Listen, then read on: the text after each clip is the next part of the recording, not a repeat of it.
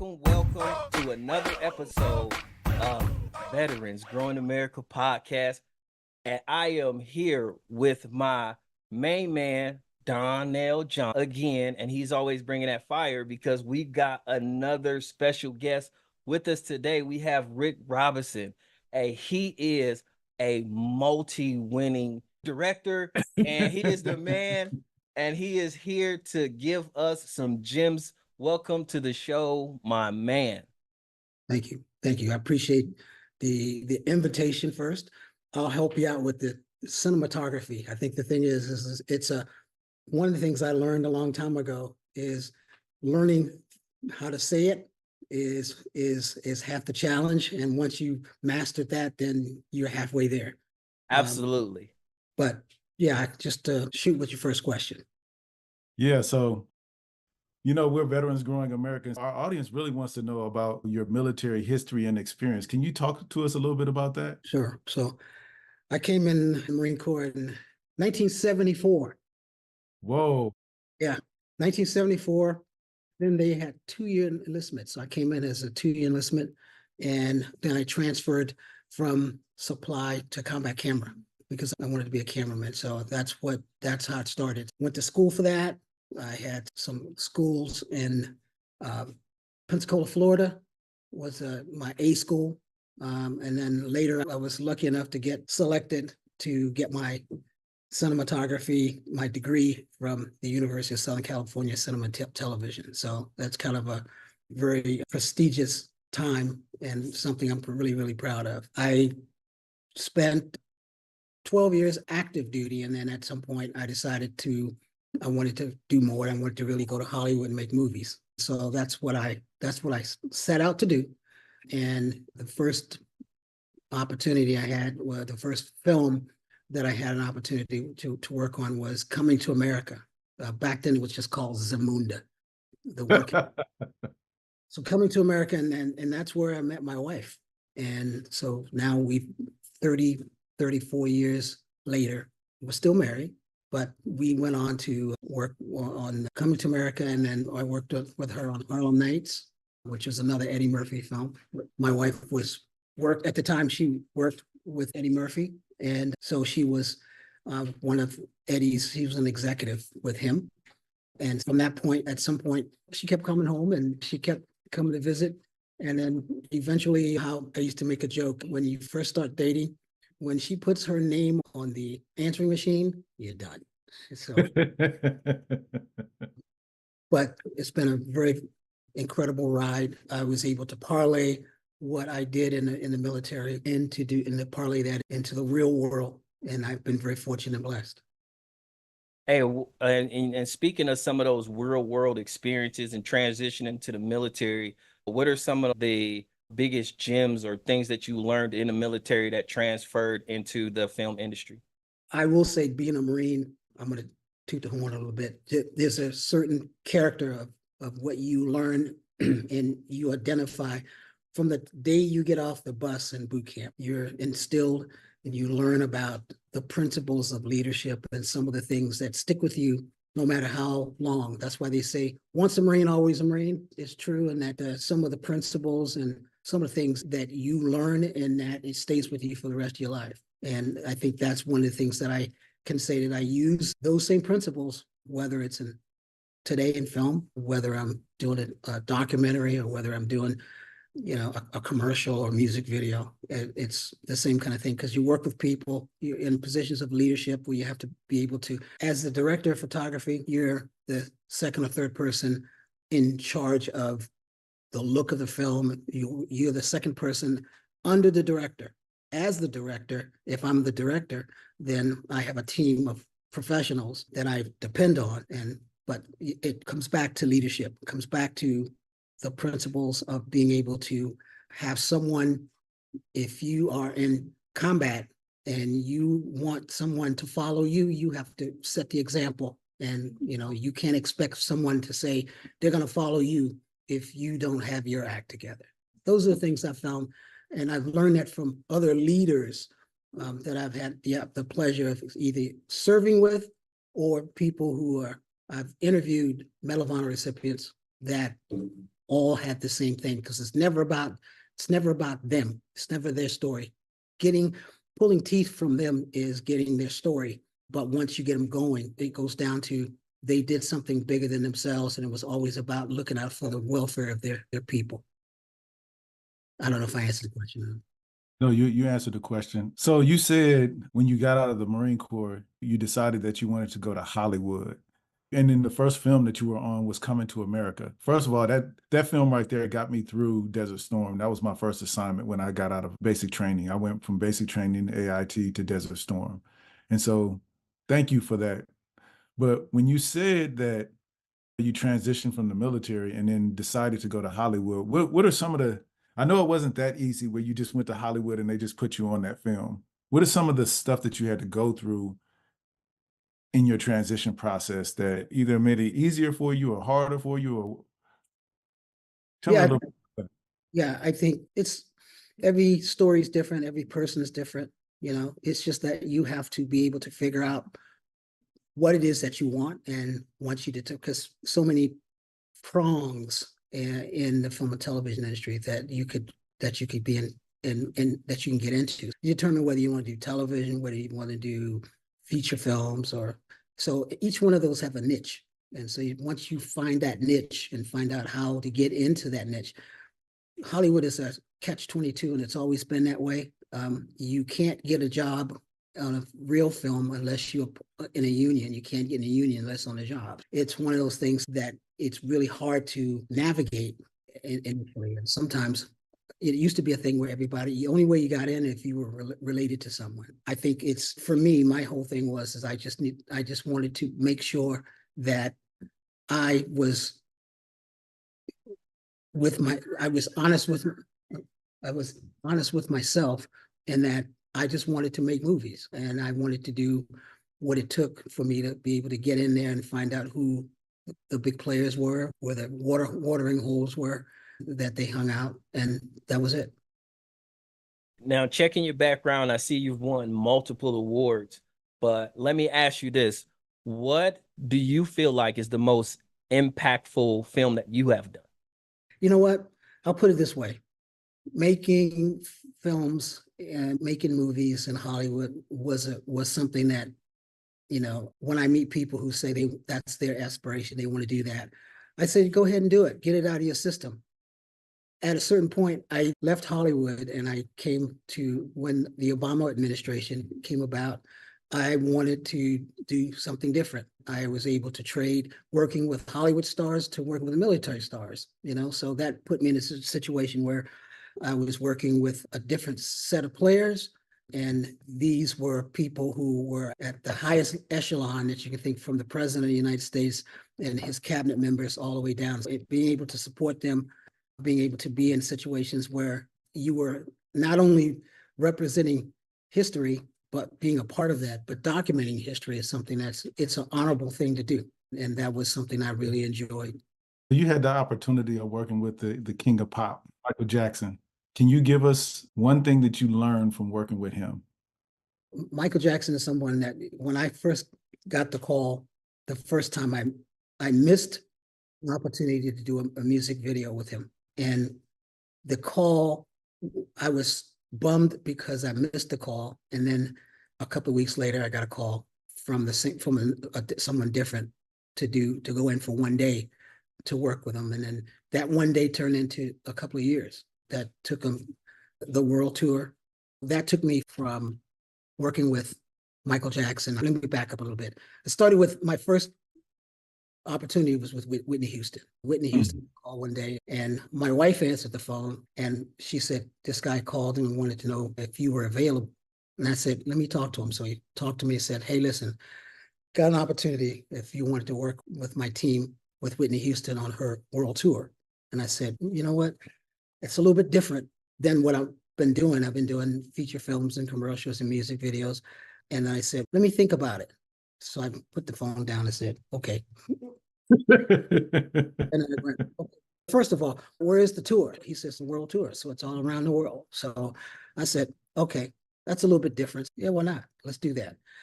That led to working with, after that tour was over, with Paul McCartney. I did Paul McCartney's tour, world tour. same thing. Started in Australia and went all around the world. And then from Paul McCartney, went to Michael Jackson. No, I think it was Paula Abdul and then Michael Jackson. And then I snuck in a couple of other Jacksons. What's his name? The country singer, Alan Jackson, worked with them. And then at some point, I went back to wanting to make movies, and then at the point where there was a point in my career where Hollywood, that whole issue of strikes, no strike, on, off, runaway production, the Los Angeles was just greedy about work, and they wanted with collecting monies and stuff for production companies and charging them. They got tired of it, and they started something called runaway production. So that turned out to be people and strikes, and people decided they couldn't work because people took their productions to other places like Canada and Atlanta. And so a lot of people left. And at some point, we all owned our own properties. And, I had 2 properties that, I couldn't stand to lose. So what I did, I had to pivot. That's an old military thing. I pivoted, and the pivot was to go, I accepted a position in Southeast Asia to teach at a film school, and also to be an artist in residence there, to be able to do productions on the side with them. So that gave me an opportunity. So I did it. I was able to do that. I taught cinematography, I taught lighting, but at the same time, I also did 3 feature films. They were big budgeted films that were in Southeast Asia. So we did 1 film in China. We did 1 film in Vietnam. We did 1 film in India. It gave me an opportunity to play with some opportunities and to do some things that I could do that was different. The players were different. I was in certain countries where I was the only American on the crew, and and China was really a challenge because I was not only the only African American, I was the only American on the crew, and I didn't speak Chinese. So I had to have everything interpreted. So that was kind of interesting, because China being a communist country, when you ask, someone to do something, and I think at some point it took a time for us to learn each other and to be able to respect each other. And when I would say, hey, I need you to move this light, I want this look, I want this to happen, this to happen. And at first they would look at you, and I'd have my interpreter. I said, tell them I don't like the light there. I want the light here. And he says, blah, blah, blah, blah, blah, blah, blah, blah, blah, blah, blah, blah, blah, blah, blah. And then I said, what did he say? He said, okay. I said, no, he was more than that. But we got through it. And it turned out, it was a great experience. But yeah, that was, again, goes back to my military opportunities of being able to lead and to be able to have people respect you and work with you in different situations. And now you have decades in the game and so many other experiences that you can kind of give back to the younger folks. For someone wanting to get into the film industry, what are some things that you would tell them to do from what you've known then and your transition into now? What are some things that you would tell them, hey, this is one way to get your foot in the door, and this is how you stay consistent with this path? First of all, know what you want. So there's so many facets in film and television and music. There's so many opportunities. So you just have to find out what it is that inspires you, what it is you want to do, and then just come up with a game plan. I mean, it's not impossible. Today we live in a world, man, that's just completely different from where I started. There was no internet, So now you have internet, everything. If you don't know something and you want to know something, how to do it, YouTube. And there's nothing hidden. I mean, it's wide open. And it's now with AI and stuff, I mean, it's wide open. And you don't even have to know where to go or have to rely on certain people to do certain things. I mean, you just have to be aggressive in your own understanding of what you want. And it's out there. That's awesome. And so now you're at a place where you're helping out your son, and he has a business called Sandbags and Soap. Mm-hmm. Can you tell us a little bit about that? You know where the sandbags came from, right? Exactly. Sandbags, because he came up with soap and bath bombs and body scrubs. And so we were talking one day, and I said, I kind of like sandbags and soap, because the sandbags, you take bombs, you take the bath bombs that you make, and if you crush them into dust, then that's the sandbags. And soap, you sell soap and you have a variety of soap. He was growing up, at some point, he had some things that he was always concerned about in terms of his skin. And at one point, he was able to, after he, well, first of all, let me back up. He finished school, and he finished high school up to the 10th grade. 11th and 12th grade, he was able to test out. And so test out of that. In California, where he grew up, he could test out of that. And so he was able to go to college at 20. So I'm sorry, at 16. And so he was able to do that. Now he's graduated. He's got a degree from in Dallas, and now he's in law school. But what he wanted to do was he wanted to develop that business by providing soap that it's more of a skin treatment in terms of understanding the skin. We actually studied at Harvard. He took some courses at Harvard that actually helped him to understand what it is and what the pluses and minuses of skincare. And that helped him develop, working with a Canadian company to develop the soaps that he wanted to have certain vitamins and certain ingredients. So it was kind of ingenious to me that he came up with GOAT. And of course, it was GOAT stands for the greatest of all times. But I was thinking, because it had goat milk and it had attributes that were essential, that was something that it was a connection there, that he had a double meaning to the company. So we ran with it.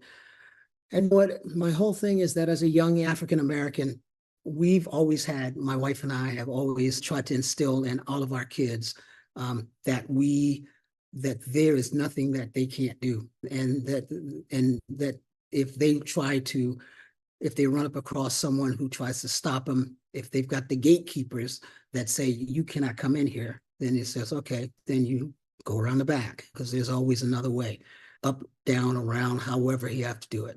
And that's what it's come to. I've got 3 kids. I got 2, one in law school, one attorney. One is an attorney already. And I've got the oldest, which I affectionately refer to him as the boomerang. So he's the one that he's very adventurous to get out there and do it, but he'll come back. So how do we get a hold of this soap? Do we have some socials or some contact? Sandbagsandsoap.com, and then sandbags.and.soap for Instagram. As you can tell, I'm not the spokesman for the soap. I'm the one that actually, I support it, because the bath bombs and the scrubs, that's my domain, but there's nobody better that talks about the operation. So right now we have been vendoring at VGA, and we're at Springfield Mall, and we're spreading out now. So there's some other opportunities that we're exploring. And so we're looking at now opening up a brick and mortar. And so we'll see, we'll keep you up to date on the progress of that. But all of it's a tribute to Noah and his brainchild, and my wife and everybody who supported him. And we continue to support not just him, but them, everybody in the family for their endurance. That's huge. That's huge. And I've witnessed it being a family affair. I met your daughter, who's also an attorney, and your son, Noah, who's an amazing individual, and just listening to him and the stories that he has about, growing up and the people that he's met. At VGA, we call each other family members. And it's good to have your family a part of the VGA family. Can you talk to the people a little bit about why you guys chose Veterans Growing America and what your experience has been? Our story is not different from a lot of the other people. We walked by and had no idea. We saw this Veterans Growing America, and I said, I had no idea what that meant. So we walked past it a couple of times. And then I think one day we actually stopped and went in, and we found out what it was, and we were embraced. We felt like we were embraced the moment we walked in.